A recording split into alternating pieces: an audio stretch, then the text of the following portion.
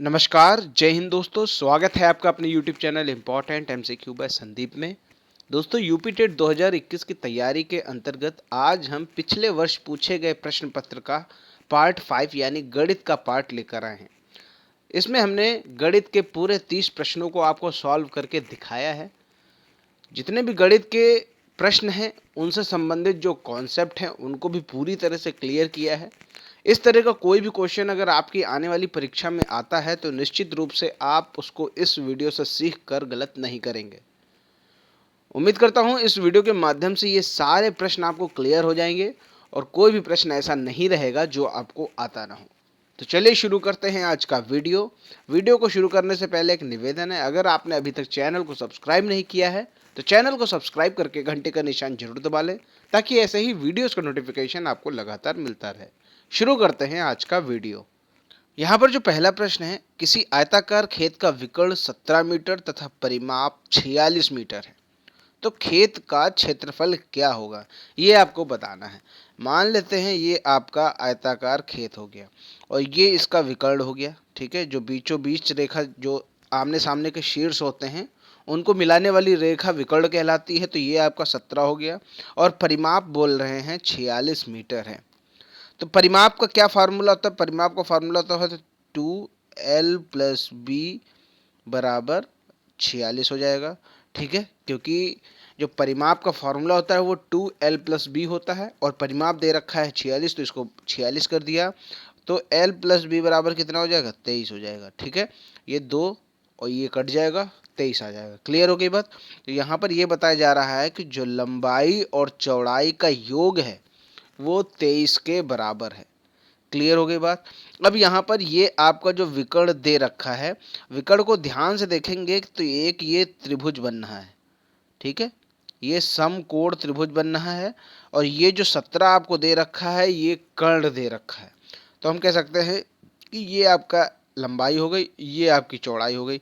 ये ठीक इस तरह कुछ बन रहा है, ध्यान से देखेंगे तो ये आपकी नीचे वाली लंबाई, ये आपकी चौड़ाई और ये आपका विकर्ण हो जाएगा, ठीक है। तो यहाँ पर अगर हम पाइथागोरस थ्योरम का प्रयोग करेंगे तो हम ये कह सकते हैं कि आप जानते हैं ना कि जो कर्ण का स्क्वायर होता है बराबर, और ये जो लंब और आधार का स्क्वायर होता है इनका योगफल, यानी l square plus B square बराबर हो गया 17 का स्क्वायर।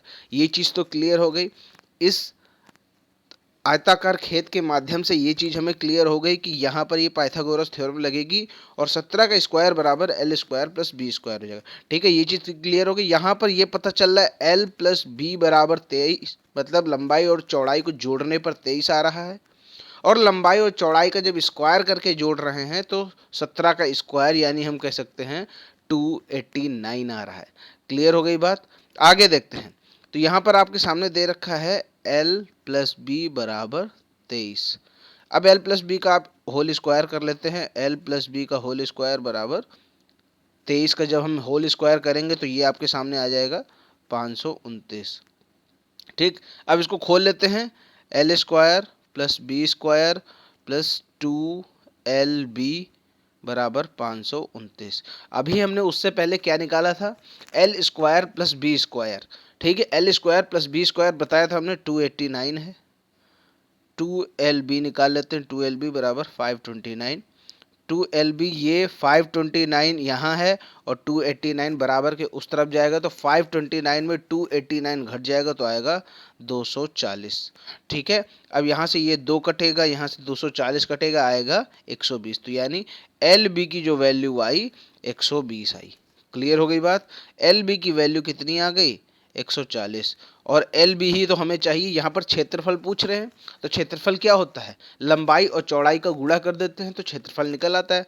वहीं यहाँ पर आप देख सकते हैं लंबाई और चौड़ाई का गुणा किया गया है तो 120 आंसर आ रहा है। तो यहाँ पर हम ये कह सकते हैं कि इसका जो आंसर होगा वो होगा 120 वर्ग मीटर। क्लियर हो गई बात? चलिए अब आगे देखते हैं अगला प्रश्न क्या कह रहा है। 92 नंबर ब्रैकेट के अंदर 2 की पावर -1, फिर उसके ब्रैकेट के बाहर दो की पावर -1 पावर में फिर से लगी हुई है। तो यहाँ पर हम कह सकते हैं कि यहाँ पे इसके सरलीकरण से क्या संख्या प्राप्त होगी। देखिए या तो आप डायरेक्ट कर लीजिए, यहाँ पावर के ऊपर पावर लगी है यानी -1 गुणे -1 हो जाएगा। ठीक, तो ये -1 गुणे -1 हो जाएगा 2 की पावर 1 यानी 2, इसका आंसर आ जाएगा। क्लियर हो गई। तो यहाँ पर आंसर आ रहा है 2। तो 2 क्या क्या है? अभाज्य संख्या है, बिल्कुल है। सम संख्या है, बिल्कुल है। दो का गुणक है, बिल्कुल है। विषम संख्या नहीं है। ठीक है, तो यहाँ पर आंसर होगा A B C. A B C किस में है? ऑप्शन नंबर 4 में। और अगर आप इसको पूरी तरह से सॉल्व भी करना चाहते हैं तो 2 की पावर -1 कितना होता है? 1/2 हो जाएगा। ब्रैकेट के बाहर लगा है -1। अब ये 1/2 है, ऊपर लगा है -1, तो -1 को +1 करने के लिए फिर से हमें 1/2 को चेंज करना पड़ेगा।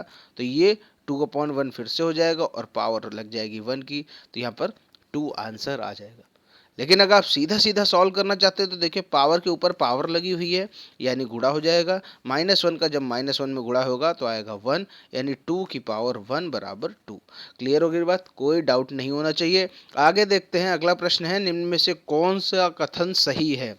सबसे छोटी अभाज्य संख्या 1 है। गलत, क्योंकि सबसे छोटी अभाज्य संख्या 2 होती है। एक भाज्य संख्या विषम हो सकती है, बिल्कुल हो सकती है। कोई भी भाज्य संख्या विषम भी हो सकती है, जैसे मान लेते हैं 81 है। 81 विषम है लेकिन ये भाज्य है। क्लियर?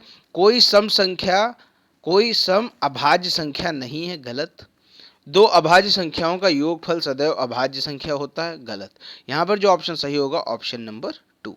आगे देखते हैं प्रश्न संख्या 94। एक बहुभुज के अंतः एवं बाह्य कोणों का अंतर 60 है, तो बहुभुज में भुजाओं की संख्या ज्ञात करो। मान लेते हैं कोई बहुभुज आपके सामने ये रखा हुआ है। ठीक है, अब यहाँ पर ये बोला जा रहा है कि ये आपका जो बाह्य कोण है ये वाला, ठीक, और ये अंतः कोण, इन दोनों का अंतर बोल रहे हैं 60 है। ठीक, ध्यान से सुनिएगा। मान लेते हैं ये x अंदर वाला, ये y मान लेते हैं बाहर वाला। ठीक है, x और y ये आपकी सीधी रेखा हो जाएगी और ये आपका जो भुजा है बहुभुज की। अभी हमें ये नहीं मालूम है कितनी भुजाएं हैं इस बहुभुज में, हम निकालेंगे। देखिए यहाँ पर बोल रहे हैं x - y बराबर 60, जो कि प्रश्न में ही दे रखा है। अंतः एवं बाह्य कोणों का अंतर 60 है। ठीक है, x - y बराबर 60, ये चीज़ तो क्लियर है।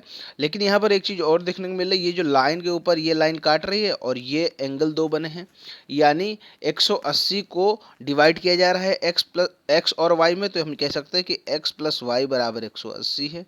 क्लियर हो गई बात?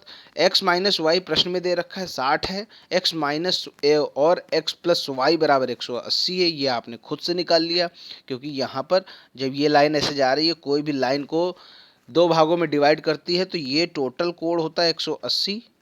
अब इसको 2 भाग में डिवाइड कर दिया गया x और y में, तो x + y बराबर 180 होगा। ये चीज़ तो क्लियर है। अब इसको आप सॉल्व कर लीजिए, ये कट जाएंगे, 2x बराबर हो जाएगा आपका 240 और x की वैल्यू आ जाएगी 120। ये चीज़ क्लियर हो गई। x की वैल्यू कितनी निकल के आ गई? 120 निकल के आ गई। ध्यान दीजिएगा थोड़ा सा। मान लेते हैं कोई भी ये आपका कितनी भी भुजाओं का हो, तो यहाँ पर आप देखिए ये जो एंगल आपका आया, ये अंदर वाला 120 आ गया और बाहर वाला कितना, जब एक 120 का है तो दूसरा 60 का हो जाएगा। बिल्कुल हो जाएगा, क्योंकि दोनों का योग 180 है। क्लियर हो गई? अंदर वाला 120 हो गया, बाह्य कोण हो गया 60। ठीक है, अब आपको एक चीज़ और पता होनी चाहिए, ये जितने भी बाह्य कोण होते हैं, ठीक, इनका कोण, इनका जो योगफल कितना होता है वो होता है 360, और यहाँ पर बाह्य कोण निकल के आ गया है 60। ठीक, तो 360/60 करेंगे तो ये कटेगा, आएगा 6, यानी जो भुजाओं की संख्या यहाँ पर निकल के आ गई वो आ गई 6।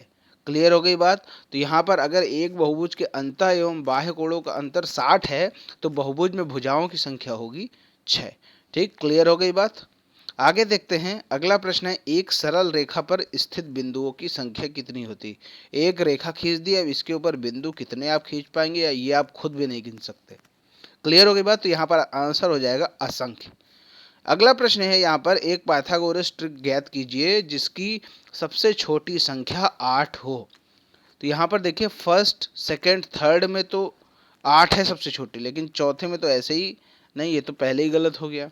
अब यहाँ पर आप निकाल लीजिए, कि 8 सबसे छोटी संख्या होनी चाहिए। तो सबसे पहले ऑप्शन 1 से ही शुरू करते हैं। 8 का जो स्क्वायर होगा, पाइथागोरस में स्क्वायर करते हैं, 64। 15 का स्क्वायर होता है 225 और 17 का होता है 289। क्लियर हो गई बात। तो जब 64 और 225 को जोड़ेंगे तो 289 आ रहा है, यानी यही आपका पहला उत्तर मिल गया। क्योंकि आपको मालूम है पाइथागोरस में क्या होता है, कर्ण का स्क्वायर करते हैं, लंब स्क्वायर और आधार स्क्वायर को जोड़कर बराबर करते हैं कर्ण के स्क्वायर को। तो ये 64 को मान लेते हैं हम लोग 8 होगा इसका, ये 15 और ये 17। यानी अगर हम 8 को लंब मान लें, 15 को आधार मान लें, तो 17 हमारा क्या हो जाएगा, ये हो जाएगा कर्ण। क्लियर हो गई बात। तो यहाँ पर जो पहला क्वेश्चन होगा, पहला जो ऑप्शन है, यही आपका सही उत्तर होगा। आगे देखते हैं अगला जो प्रश्न है, जेड का मान ज्ञात कीजिए यदि संख्या 4 1 7 जेड 8 9 से विभाज्य हो। देखिए 9 से विभाज्य होने का क्या नियम होता है, ये आपको क्लियर होना चाहिए। जैसे 3 का नियम होता है कि आपको दोनों संख्याओं को जोड़ दो, जैसे 7 और 8 है, इन दोनों को जोड़ेंगे तो 15 आएगा। ये 3 से विभाज्य होता है, तो यानी ये पूरी संख्या 3 से विभाज्य होगी। उसी तरह यहाँ पर भी होता है कि अगर आप सभी संख्याओं को जोड़ दें आपस में और अगर वो 9 से विभाज्य हो रहा है, तो इसका मतलब पूरी संख्या 9 से विभाज्य हो जाएगी।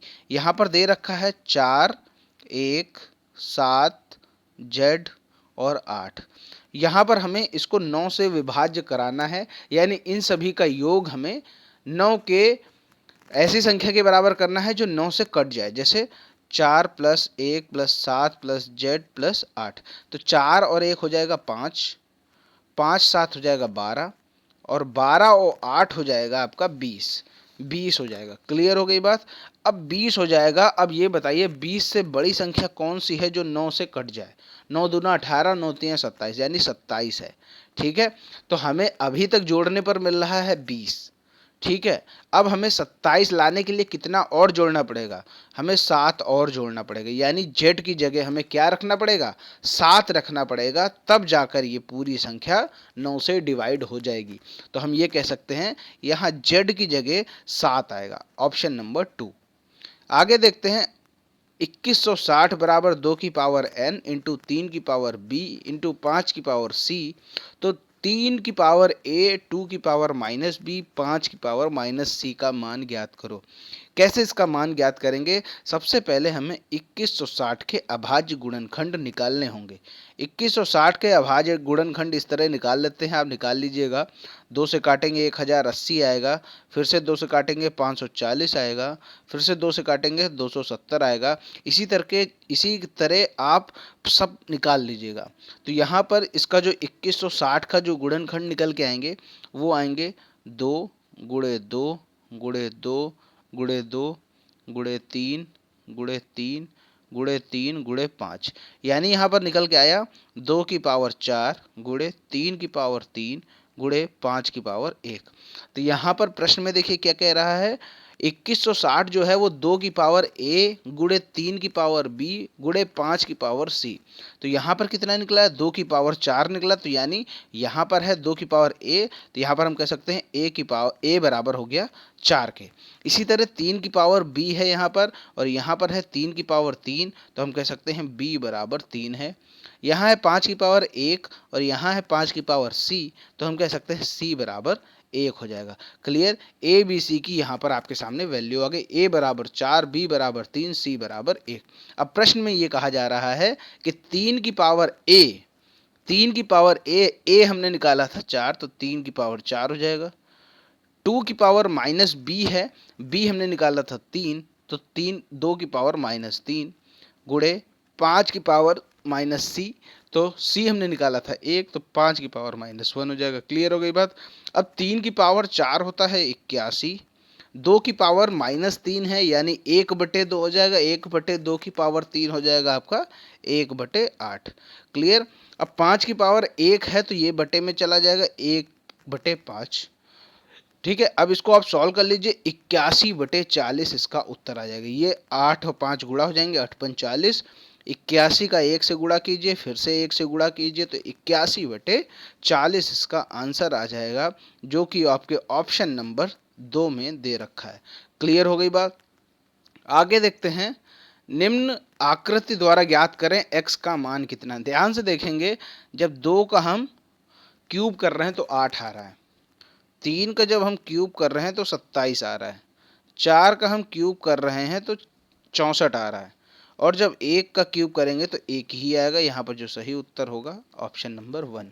क्लियर हो गई बात। सबका यहाँ पर क्यूब किया जा रहा है, 1 का क्यूब करेंगे तो 1 ही आएगा।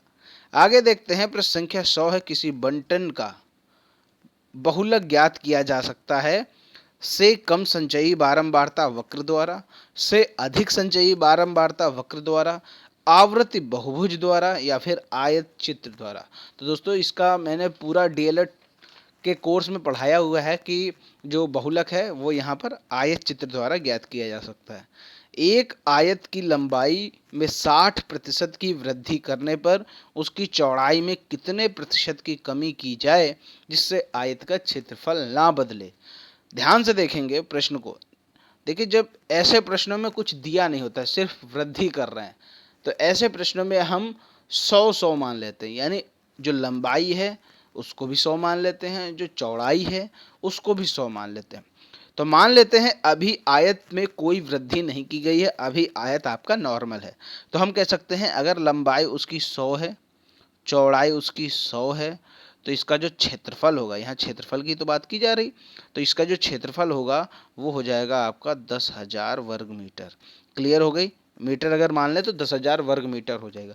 अब यहाँ पर ये बताया जा रहा है लंबाई में 60% की वृद्धि की जाए, तो लंबाई में जब 60% की वृद्धि करेंगे तो लंबाई हो जाएगी 160। तो ये हमने 160 कर दिया। अब आपके मन में ये प्रश्न उठ सकता है कि हमने 100 ही क्यों माना।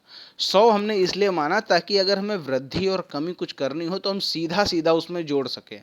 अगर हम यहाँ पर 10 को मानते हैं तो फिर 10 का हम 60% निकालेंगे, 6 आएगा, और फिर उसमें 10 में जोड़ेंगे तो कुल मिलाकर बनेगा 16। तो वहाँ पर कैलकुलेशन बढ़ जाता है। लेकिन अगर हम 100 मान लें सीधा, तो सीधा हम 60% की कमी हो रही है, वृद्धि हो रही, सीधा जोड़ या घटा सकते हैं। क्लियर। अब 60% की वृद्धि हो रही है तो 160 हो जाएगा। अब यहाँ पर चौड़ाई में कमी करनी है, कितने प्रतिशत की कमी करें जो हमारा जो आयत का क्षेत्रफल है वो नहीं बदलना चाहिए, यानी जो आपका आयत का क्षेत्रफल है वो 10,000 ही रहना चाहिए।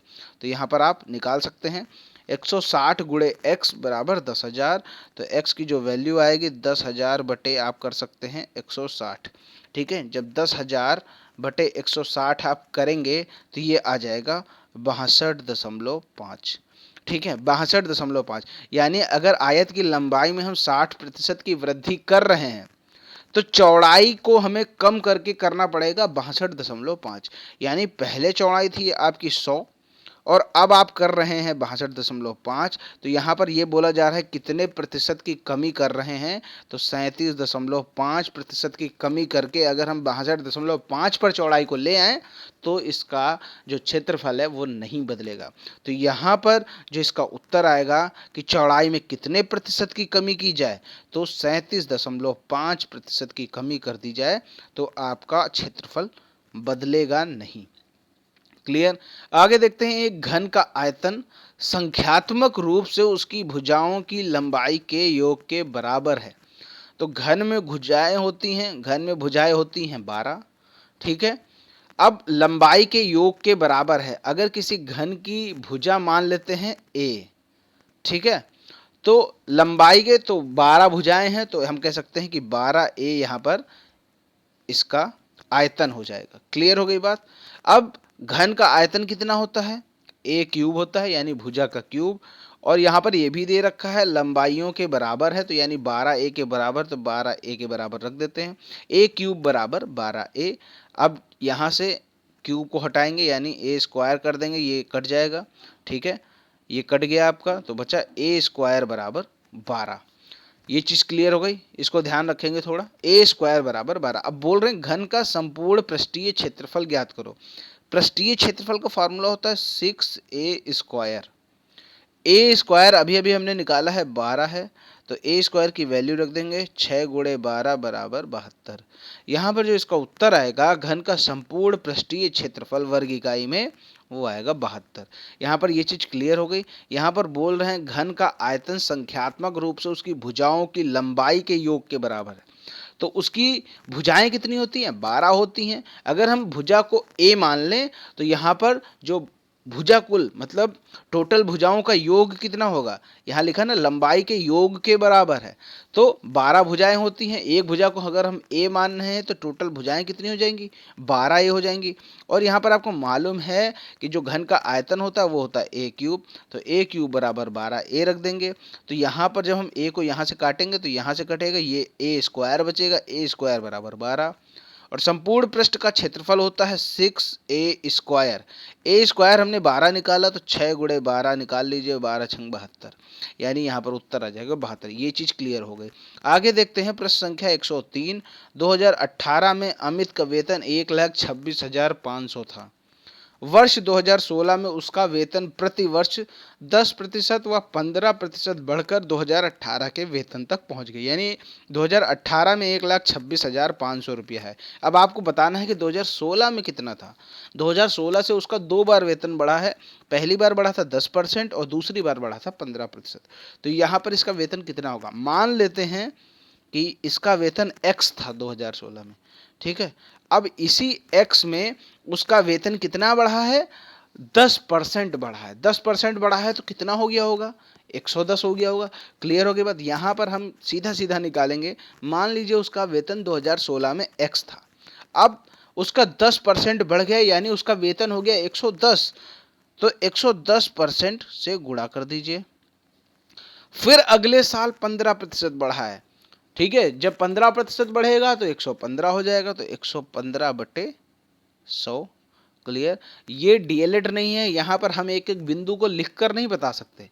ये यूपी टेट है, यहाँ पर सीधा हमें आंसर चाहिए, तो कैसे भी हम जल्द से जल्द आंसर निकालें। तो यहाँ पर सीधी सीधी हम फॉर्मूला अप्लाई करते हैं, सीधा आंसर निकालते हैं। तो यहाँ पर सबसे पहले हम समझ लेते हैं 2016 में उसका वेतन x था। अब उसकी 2017 में जब बढ़ोतरी हुई 10% की, तो उसका वेतन हो जाएगा 110%। क्लियर हो गया। पहले 100% था, फिर उसके बाद 10% बढ़ा तो 110% हो गया। तो यहाँ पर हमने 110 से गुणा कर दिया, 110% से। फिर उसके बाद अगले साल फिर उसका 15% वेतन बढ़ा, तो उसका वेतन पहले था 100%, फिर 15% बढ़ा तो 115% हो जाएगा। तो 115% से गुणा कर दिया, और फिर उसका 115% होने के बाद कितना वेतन हुआ, 1,26,500। अब आप इसको सॉल्व कर लीजिए, फटाक से आपका उत्तर आ जाएगा। x बराबर 1,26,500 गुणे 100 गुणे 100 बटे 110 गुणे 115। अब जब आप इसको सॉल्व करेंगे तो आपका उत्तर आ जाएगा 1,00,000। ठीक, ये आप सॉल्व कर लीजिएगा आराम से फुर्सत में, ठीक है। तो यहाँ पर हम x की वैल्यू निकाल चुके हैं 1,00,000 रुपए, यानी जो 2016 में अमित का वेतन होगा वो होगा 1,00,000 रुपया। Option number 3। आगे देखते हैं 104 नंबर। दो संख्याओं का मासा 6 है, लासा 432 है, एक संख्या 48 तो दूसरी। कई बार बता चुका हूँ, इसका जो फॉर्मूला होता है मासा गुणे लासा बराबर पहली संख्या गुणे दूसरी संख्या, यानी दोनों संख्याओं का गुणनफल बराबर मासा गुणे लासा। तो मासा यहाँ पर दे रखा है 6, लासा दे रखा है 48, पहली संख्या ये दे रखा है 432 और पहली संख्या 48 दे रखा है। तो दूसरी संख्या निकाल लीजिए, ये 48 को उस तरफ भेज दीजिए, 6 गुणे 432 बटे 48। जब इसको सॉल्व करेंगे 6 × 48 और 8 × 40 और 8 × 32, यानी जो उत्तर आएगा 54। ठीक है, तो 104 का जो आंसर सही होगा वो होगा 54। क्लियर हो गई बात, कोई डाउट तो नहीं है। चलिए आगे देखते हैं। किसी महीने का तीसरा शुक्रवार 16वीं तारीख को पड़ता है, उसी महीने का चौथा मंगलवार किस तारीख को पड़ेगा। ये कैलेंडर का क्वेश्चन है, जल्दबाजी नहीं करनी है, बहुत ही आराम से करना है। कैसे करेंगे देखिए, यहाँ पर बोला जा रहा है कि जो तीसरा शुक्रवार है वो 16 तारीख को पड़ रहा है, चौथा मंगलवार किस तारीख को पड़ेगा। तो बहुत से स्टूडेंट होंगे फटाक से करेंगे, तीसरा जब 16 को पड़ रहा है तो उसी के जस्ट आगे वाला चौथा होगा, है ना, ऐसा सोचते हैं, लेकिन ऐसा होता नहीं है। यहाँ पर देखिए किसी महीने का तीसरा शुक्रवार 16 तारीख को पड़ रहा है, तो जब तीसरा शुक्रवार पड़ रहा है 16 तारीख को, ठीक है, तो जो आपका दूसरा शुक्रवार होगा वो कितनी तारीख को पड़ेगा, वो 7 घटा दीजिए, तो जो दूसरा शुक्रवार होगा वो 9 तारीख को पड़ेगा, जो पहला शुक्रवार होगा वो 2 तारीख को पड़ेगा, यानी 2 तारीख को पड़ रहा है शुक्रवार, तो 1 तारीख को क्या पड़ा होगा, 1 तारीख को पड़ा होगा गुरुवार। यानी हम कह सकते हैं जो माह आपका शुरू हो रहा है, यानी 1 तारीख से जो शुरू हो रहा है वो गुरुवार से शुरू हो रहा है। ठीक है, तो जब गुरुवार से माह शुरू हो रहा है तो यहाँ पर जो पहला मंगलवार होगा, यहाँ पर यही तो पूछा जा रहा है, चौथा मंगलवार किस तारीख को पड़ेगा, तो पहला मंगलवार अगर हम निकाल लें तो चौथा मंगलवार आराम से निकल आएगा। तो पहला मंगलवार कब होगा, देखिए 1 को पड़ रहा है गुरुवार, 2 को पड़ेगा आपका शुक्रवार, 3 को पड़ेगा शनिवार, 4 को पड़ेगा रविवार, 5 को पड़ेगा सोमवार और 6 को पड़ेगा मंगलवार। यानी जो पहला मंगलवार है वो आपका आ रहा है 6 को पहला मंगलवार। ठीक है, अब हमें चाहिए चौथा मंगलवार, तो इसमें 7 तियां 21 जोड़ दें, है ना, यही तो होता है ना, जिससे 3 हफ्ते आगे जाना है। अब यहाँ पर 6 को पहला मिल रहा है, हमें सीधा चौथे पे जाना है, यानी 3 हफ्ते आगे जाना है, तो 7 तियां 21 कर देंगे, 21 6 बराबर 27, यानी जो चौथा मंगलवार पड़ेगा वो 27 को पड़ेगा। इसको एक एक भी हम डिसाइड कर सकते हैं, जैसे 6 को पहला पड़ रहा है तो 6 7 13 को दूसरा पड़ेगा, 13 7 20 को तीसरा मंगलवार पड़ेगा, 20 7 27 को चौथा मंगलवार पड़ेगा। तो यहाँ पर जो सही उत्तर होगा 27 तारीख। क्लियर हो गई। अगर आप फटाक से ऐसे निकालेंगे कि तीसरा शुक्रवार 16 को पड़ रहा है तो उसी के 3-4 दिन बाद आपका मंगलवार पड़ेगा चौथा, तो वहाँ पर 20 तारीख आएगी और अधिकांश स्टूडेंट 20 ही लगाते, लेकिन 20 गलत है। यहाँ पर हमें पूरा चेक करना पड़ेगा कि आपका पहला मंगलवार कब पड़ रहा है। आगे देखते हैं, प्रश्न संख्या 106 है, a प्लस बी बटे सी बराबर बी प्लस सी बराबर बटे ए बराबर सी प्लस ए बराबर बटे बी बराबर के।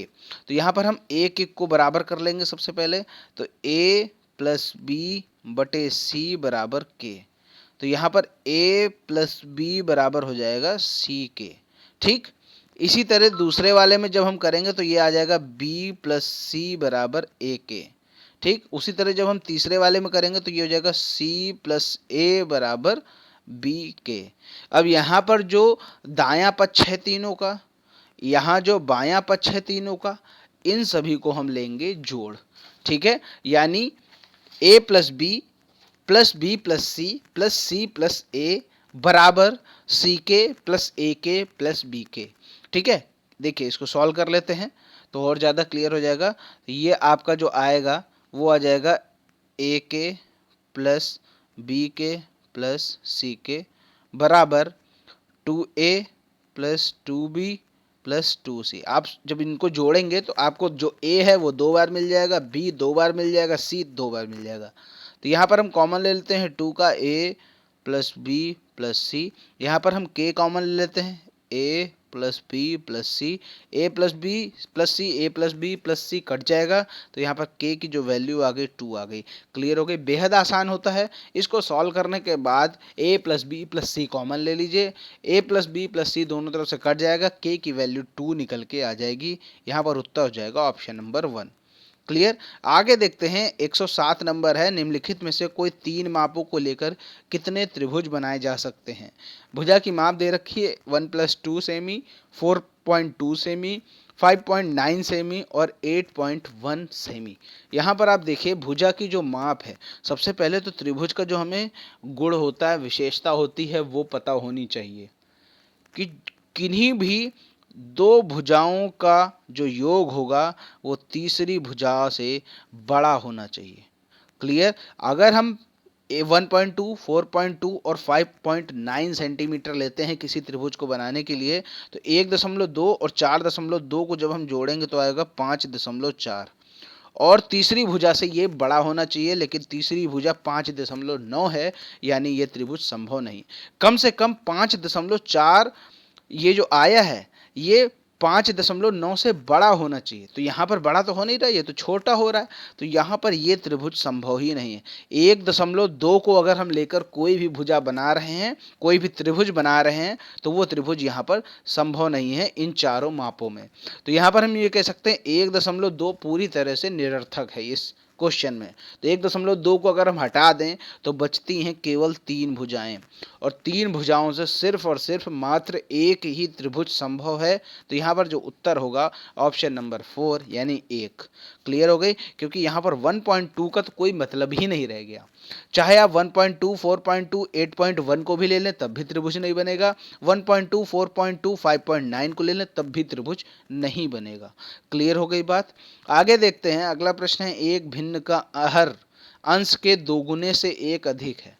यानी यहाँ पर अगर हम अंश को x मान लें, ठीक है, तो जो भिन्न बनेगी वो क्या बनेगी, जो हर है वो दोगुने से एक अधिक है।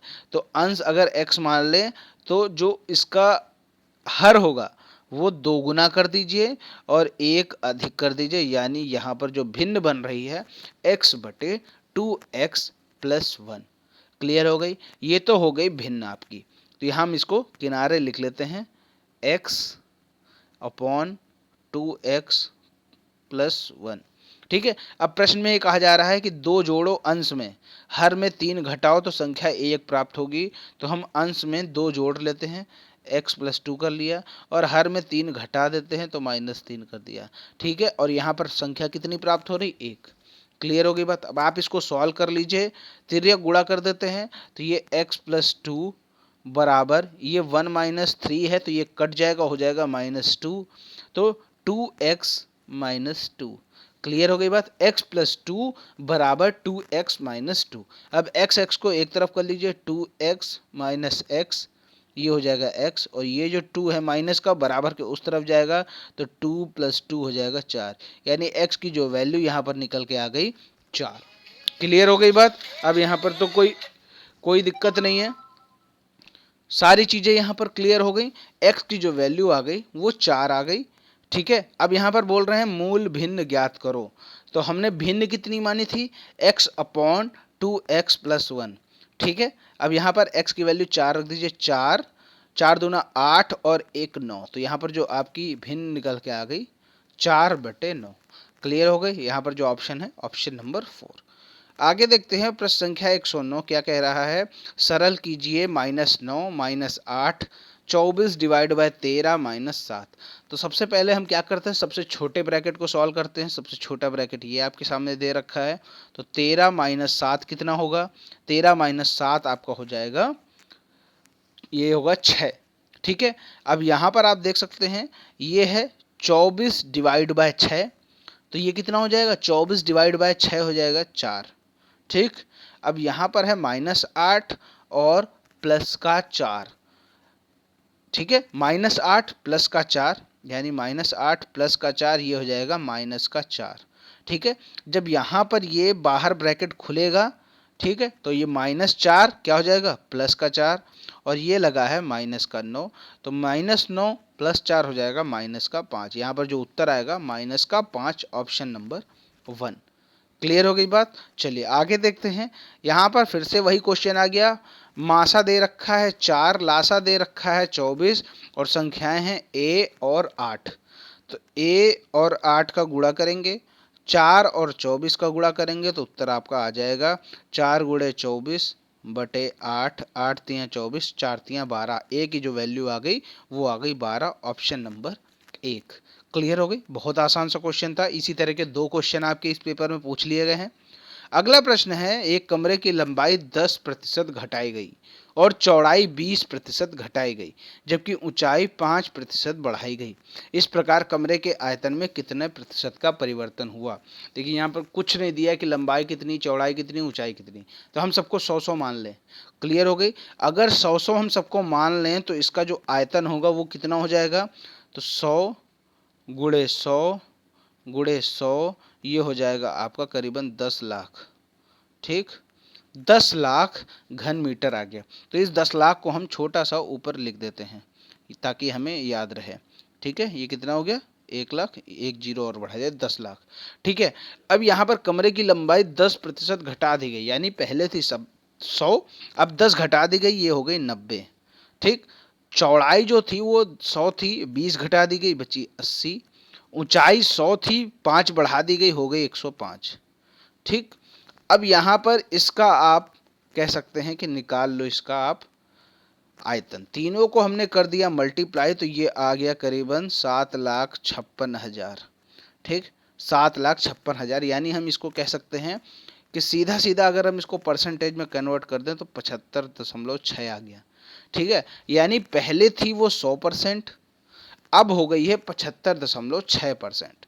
तो यानी कितना परसेंट का परिवर्तन हुआ है यहाँ पर, 100 में 75.6 घटा दें तो आपका आएगा 24.4% का परिवर्तन हुआ है। क्लियर हो गई बात। यानी पहले जब घटाया नहीं गया था, जब नॉर्मल था, तब वो आ रहा था 100%, और जब हमने उसको घटा दिया, यानी कमरे की लंबाई घटा दी, चौड़ाई घटा दी, ऊंचाई थोड़ी बढ़ा दी, तो उसका जो आयतन है वो हो गया 75.6%। 75.6% हो गया, तो 100 में 75.6 घटा देंगे तो आपको परिवर्तन पता चल जाएगा कि कितना बदला गया है। तो वो आ गया आपका 24.4। 100 में 75.6 घटा दिया तो 24.4 इसका उत्तर आ गया। ऑप्शन नंबर इसका जो सही हो जाएगा ऑप्शन नंबर 2। आगे देखते हैं 112 नंबर। देखिए, किसी कमरे के 15 मीटर 17 मीटर सेंटीमीटर लंबे और 9 मीटर 2 सेंटीमीटर चौड़े फर्श पर लगाई जा सकने वाली वर्गाकार टाइलों की न्यूनतम संख्या। तो यहाँ पर सबसे पहले हमें क्या करना होगा, सबसे पहले तो या तो इन्हें मीटर में ही कन्वर्ट कर लो अच्छे से, या तो इन्हें सेंटीमीटर में ही कन्वर्ट कर लो। तो सेंटीमीटर में कन्वर्ट कर लेते तो ज़्यादा दिक्कत नहीं होगी, दशमलव का चांस नहीं होगा। तो 15 मीटर और 17 सेंटीमीटर, 15 मीटर में होंगे 1500 सेंटीमीटर और 17 ये दे रखा है, तो कुल मिला के हो गया 1517। और 9 मीटर और 2 सेंटीमीटर हो जाएगा, 9 का हो जाएगा 900 और 2 ये 902 सेंटीमीटर, यानी जो लंबाई हो गई वो हो गई 1517 सेंटीमीटर, चौड़ाई हो गई 902 सेंटीमीटर। क्लियर हो गई बात। अब यहाँ पर इस चौड़े फर्श में वर्गाकार टाइल लगाने हैं, तो ये तो आपको पहले भी कई बार बताया जा चुका है कैसे यहाँ पर होता है। सबसे पहले हम क्या कर लेते हैं, इसका मासा निकाल लेते हैं। ठीक है, इन दोनों का मासा निकाल लीजिए। 15, 17 और 902 का मासा निकालने का जल्दी से जल्दी निकालने का सबसे आसान तरीका है, आप भाग विधि से निकाल लीजिए। 907 1500 सॉरी 902 है ये, 902 से भाग 902 1517 में भाग देंगे तो फटाक से इसको जब आप भाग विधि से निकालेंगे तो इसका जो मासा निकल के आएगा वो आएगा 41, और जो मासा निकल के आता है वही वर्गाकार टाइल की भुजा होती है। ठीक है, तो यहाँ पर हम ये कह सकते हैं कि कैसे हम वर्गाकार टाइलों की न्यूनतम संख्या निकालेंगे। सबसे पहले हम क्षेत्रफल निकाल लें पूरे कमरे का। तो पूरे कमरे का क्षेत्रफल कैसे निकालेंगे, 1517 गुणे 902, ये हो गया कमरे का क्षेत्रफल। अब यहाँ पर एक टाइल का क्षेत्रफल निकालेंगे। एक टाइल का क्षेत्रफल कैसे निकालेंगे, वर्गाकार है, भुजा 41 है, तो 41 का स्क्वायर कर देंगे, यानी 41 गुणे 41। ठीक है, अब जब आप इसको सॉल्व कर लेंगे तो 41 15 17 कटेगा तो आएगा 37, 41 से 902 को काटेंगे तो आएगा 22, तो 37 गुणे 22 बराबर हो गया 814। तो यहाँ पर जो ऑप्शन नंबर 4 है ये सही हो जाएगा। यहाँ पर 37 गुणे 22 जब करेंगे तो 814 आएगा, तो पूरे कमरे में हम 814 टाइल्स लगाएंगे। क्लियर हो गई बात। चलिए आगे देखते हैं। अगला जो 113 नंबर प्रश्न है, गुणनफल 2153 की पावर 167 में इकाई का अंक होगा।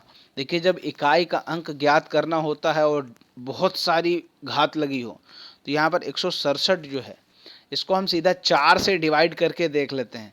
ये आपका 167 है, यहाँ पर हम 167 को भी 4 से नहीं डिवाइड करेंगे, केवल 67 को 4 से डिवाइड कर लेंगे। 4 से जितना डिवाइड कर देंगे, जो पूरा कट जाएगा उसको छोड़ देंगे, जो शेष बच जाएगा सिर्फ उसको लेंगे। तो 67 में जब हम 4 से डिवाइड करेंगे तो 64, 16 चौको 64, ये तो पूरा पूरा कट गया, अब बचेगा 3। 16 चौको 64, यानी 67 में 64 पूरी तरह कट चुका है, बच रहा है 3, यानी 3 पावर यहाँ पर हम लेंगे 2153 की पावर 3। ठीक है, हमें इकाई का अंक चाहिए तो केवल इकाई का लेंगे, 3 की पावर 3 करेंगे तो ये आपका आ जाएगा 3 तिया 9 तिया 27, यानी इसका जो इकाई का अंक आएगा वो आएगा 7। क्लियर हो गई बात। हमें पूरी संख्या से कोई लेना देना नहीं है, हमें सिर्फ मतलब है इकाई के अंक से। तो यहाँ पर 3 का जब 3 पावर किया तो 27 आ गया, तो 27 में इकाई का अंक कितना है 7। ऑप्शन नंबर 2 सही हो जाएगा। अगला है, यदि एक भिन्न के अंश को 20% और उसके हर को 25% बढ़ा दिया जाए तो भिन्न 3/5 हो जाती है।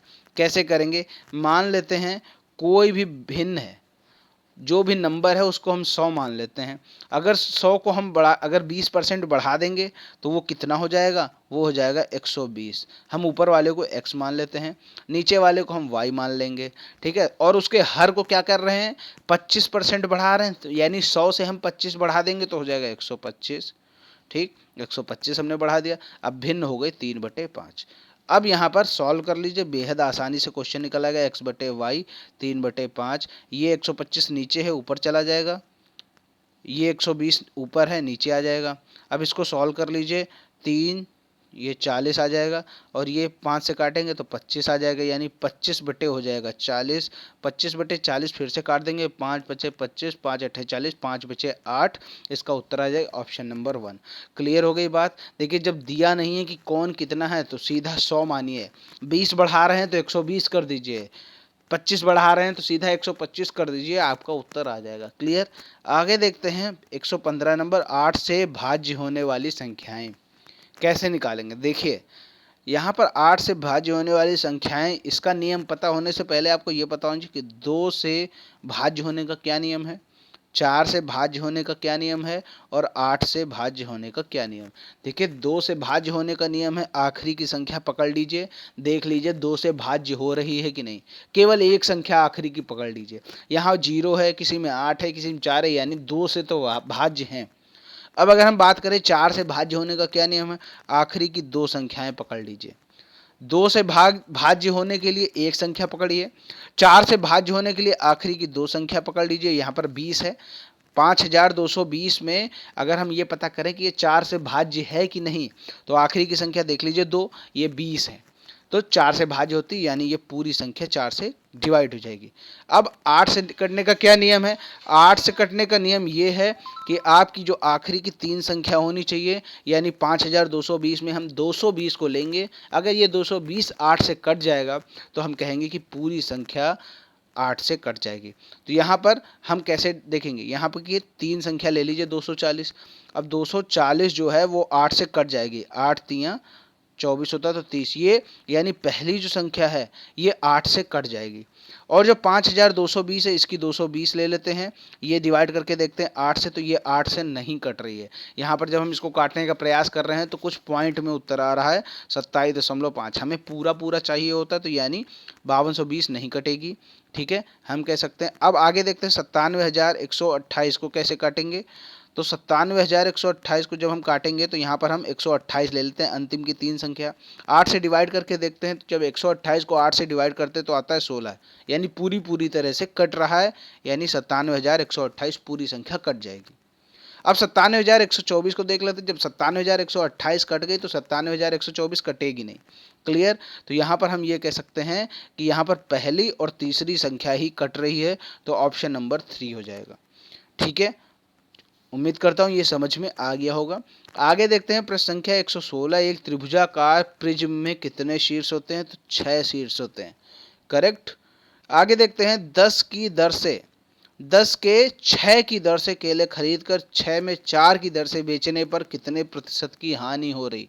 तो ध्यान से देखिएगा इस प्रश्न को कैसे यहाँ पर सॉल्व किया। देखिए, यहाँ से बात करें कि तो 6 केले जो खरीदे जा रहे हैं वो 10 के खरीदे जा रहे हैं। ठीक है, यहाँ पर जो 4 केले जो खरीदे जा रहे हैं वो 6 में खरीदे जा रहे हैं।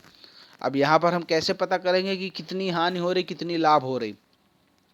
यहाँ पर सबसे पहले तो हमें बराबर करने होंगे केले को, जो भी सामान हम खरीद रहे हैं उनको बराबर कर लीजिए, तब जाकर हमें ये क्लियर होगा कि किसमें हानि हो रही है और किसमें लाभ हो रहा है। तो सबसे पहले ऊपर देखिए ये 6 केले हैं।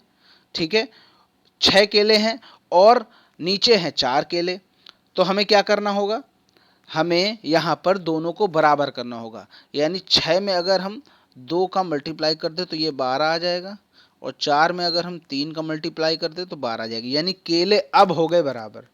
तो ऊपर अगर हमने 6 में 2 का गुणा किया तो यहाँ पर भी हम 2 का गुणा करें तो ये हो जाएगा 20। यहाँ पर हमने 3 से गुणा किया तो यहाँ पे 3 से गुणा करें तो 36 हो जाएगा 18। यानी जब हम पहले केले खरीद रहे हैं तो 20 में 12 खरीद रहे हैं, और जब हम बेच रहे हैं तो 18 में 12 बेच रहे हैं। तो यहाँ पर हमें नुकसान हो जाएगा। कितना नुकसान हो रहा है, सीधा सीधा 2 रुपए का नुकसान हो रहा है।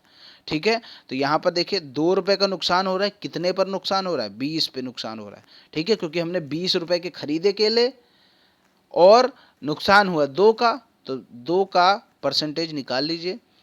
20 पंचे 100, 5 दूना 10, यानी 10% की यहाँ पर सीधी सीधी आपको हानि हो रही है। ऑप्शन नंबर 4 सही होगा। क्लियर हो गई बात। चलिए आगे देखते हैं। 118 नंबर, 1 ग्राम बराबर कितने किग्रा होगा। ध्यान से देखिएगा, 1 ग्राम बराबर, देखिए 1 केजी में तो होता है 1000 ग्राम। ठीक, अब इसी तरह 1 ग्राम में कितना होगा, तो 1000 को इधर ले आइए, 1/1000 केजी। ठीक, तो यहाँ पर 1/1000 केजी कहीं है, ये ऑप्शन में है। और इसी को जब हम, ये एक तरीके से कह सकते हैं 1/10 की पावर 3 है। जब इसी 10 की पावर 3 को जब हम ऊपर ले जाएंगे, यानी हर को अंश में कर रहे हैं, अंश को हर में कर रहे हैं, तो 10 की पावर -3 केजी इसको लिख सकते हैं। तो यहाँ पर जो बी ऑप्शन है ये भी सही है। तो ए और बी यहाँ पर सही है, तो हम कह सकते हैं A B, option number 2। Clear हो गई। चलिए आगे देखते हैं। प्रश्न संख्या 119 है, 0.01 की पावर 2 को प्रतिशत में लिखो। आपको मालूम है कि जब भी एक तरीके से ये भिन्न है, पहले इसको हमने खोल लिया 0.01 गुणे 0.01, इसको जब हमने गुणा किया तो 0.0001 ये आ गया। क्लियर हो गई बात। अब यहाँ पर हमें क्या करना होगा, इसको हम भिन्न में बदल लेते हैं, तो 1 ये हो जाएगा 1/10,000। ठीक, 1/10। जब भिन्न को हम प्रतिशत में बदलते हैं तो 100 से गुणा करते हैं, तो 100 से गुणा कर देते हैं, तो ये आपका आ जाएगा 1/100, 1/100%। ठीक, तो यहाँ पर 1/100% ये सही हो जाएगा। और इसी तरह अगर हम 1/100 को हम अगर उसमें चेंज करते हैं तो 0.01% भी यहाँ पर सही होगा। यानी ए और डी यहाँ पर सही हो जाएगा, ऑप्शन नंबर 3।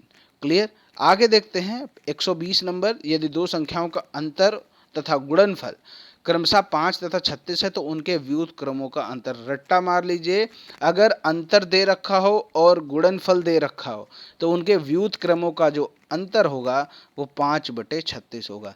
यानी ऊपर आप रख दीजिए उनका अंतर और नीचे रख। उम्मीद करता हूँ ये वीडियो पसंद आया होगा। वीडियो पसंद आया है तो वीडियो को लाइक करें, शेयर करें। चैनल को सब्सक्राइब नहीं किया है तो चैनल को सब्सक्राइब करके घंटी का निशान जरूर दबाएं, ताकि सभी वीडियोस का नोटिफिकेशन आपको लगातार मिलता रहे। मिलते हैं दोस्तों अगले वीडियो में, तब तक के लिए जय हिंद, जय भारत।